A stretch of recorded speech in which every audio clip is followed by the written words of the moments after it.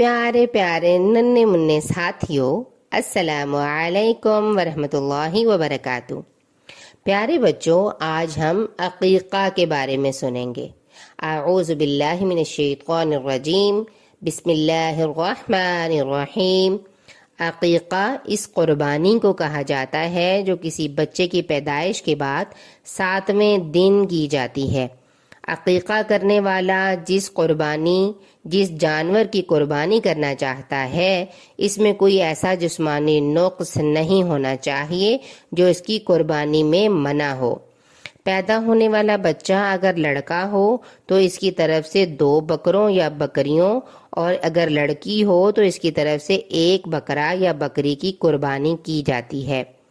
7ویں روز بچے کا سر منڈوایا جاتا ہے، یعنی اس کی ٹنڈ کر دی جاتی ہے، اور اس کے اترنے والے بالوں کے وزن کے برابر چاندی خیرات کر دی جاتی ہے۔ بچے کا نام بھی رکھ دیا جاتا ہے۔ اگر کوئی شخص 7ویں دن اپنے بچے یا بچی کا عقیقہ نہ کر سکے تو بچے کی پیدائش کے 14ویں یا 21ویں دن بھی عقیقہ کیا جا سکتا ہے۔ اگر بچہ 7ویں روز سے پہلے ہی وفات پا جائے تو اس کی طرف سے کوئی عقیقہ نہیں کیا جاتا۔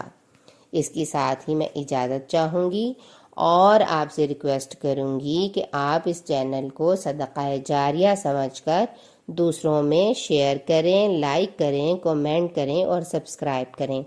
جزاکم اللہ خیر۔ السلام علیکم ورحمۃ اللہ وبرکاتہ۔